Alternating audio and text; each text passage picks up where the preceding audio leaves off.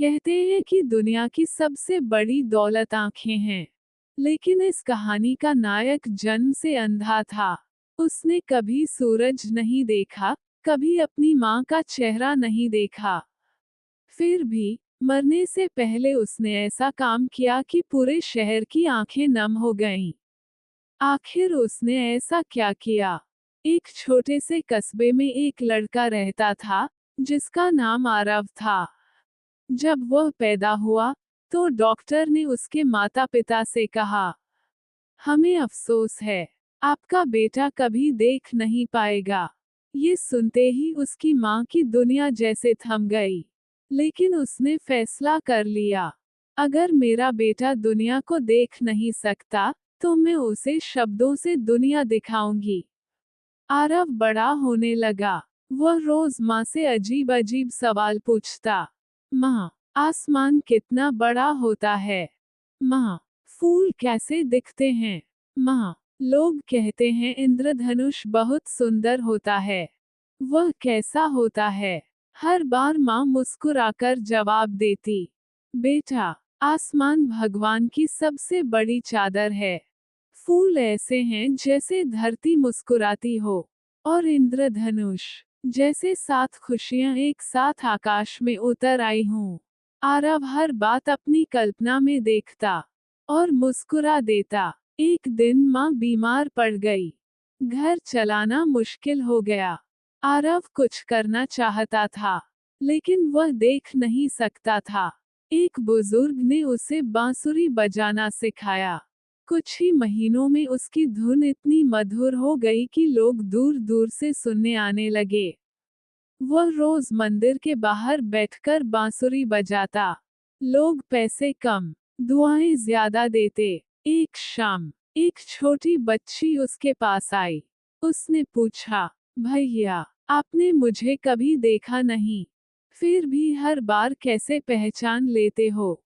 आरव मुस्कुराया, बेटी, चेहरा आंखें पहचानती हैं, लेकिन इंसान की आवाज दिल पहचान लेता है। बच्ची मुस्कुराकर चली गई। कुछ साल बीत गए। माँ की बीमारी बढ़ती गई। डॉक्टर ने कहा, ऑपरेशन कराना पड़ेगा, वरना देर हो जाएगी। लेकिन ऑपरेशन के लिए बहुत पैसे चाहिए थे। आरव ने अपनी बांसुरी बजाने का समय दोगुना कर दिया। धूप हो, बारिश हो या ठंडी हवा, वह रोज बैठता। लोग कहते, बेटा, थोड़ा आराम कर लो, लेकिन वह केवल मुस्कुरा देता। एक दिन एक अमीर व्यापारी मंदिर आया। उसने आरव की बांसुरी सुनी। उसकी आंखें भर आईं। उसने कहा, बेटा, मैं तुम्हें शहर ले चलता हूँ। तुम्हारी रिकॉर्डिंग होगी, तुम्हें बहुत पैसे मिलेंगे। लेकिन आरव ने मना कर दिया। व्यापारी ने हैरानी से पूछा, क्यों? आरव बोला, अगर मैं शहर चला गया, तो मंदिर के बाहर रोज मेरा इंतजार करने वाली मेरी माँ अकेली हो जाएगी। व्यापारी बिना कुछ कहे चला गया। लेकिन उसने चुपचाप अस्पताल जाकर आरव की माँ के ऑपरेशन का पूरा खर्च जमा कर दिया। ऑपरेशन सफल हो गया। माँ ठीक होकर घर लौट आई। उसने बेटे को गले लगा लिया। दोनों बहुत रोए। कुछ महीनों बाद डॉक्टर ने आरव से कहा, तुम्हारी आंखों का भी इलाज हो सकता है, अगर कोई अपनी आंखें दान कर जाए। आरव पहली बार चुप हो गया। उसने सिर्फ इतना कहा, अगर भगवान चाहेंगे, तो एक दिन मैं भी सूरज देख लूंगा। करीब 1 साल बाद अस्पताल से फोन आया, हमें आंखें मिल गई हैं। ऑपरेशन हुआ। जब पट्टी खुली, तो आरव ने पहली बार रोशनी देखी। धीरे धीरे सामने खड़ी माँ दिखाई दी। सफेद बाल, झुर्रियों से भरा चेहरा, लेकिन वही सबसे खूबसूरत मुस्कान। आरव फूट फूट कर रो पड़ा। उसने माँ के चेहरे को दोनों हाथों से छुआ और कहा, माँ, तुम तो मेरी कल्पना से भी ज्यादा सुंदर हो। कुछ दिनों बाद वह पहली बार सुबह सुबह घर से बाहर निकला। उसने उगता हुआ सूरज देखा। पेड़ देखे, पक्षियों को उड़ते देखा, फूल देखे, और बारिश के बाद आकाश में इंद्रधनुष भी देखा।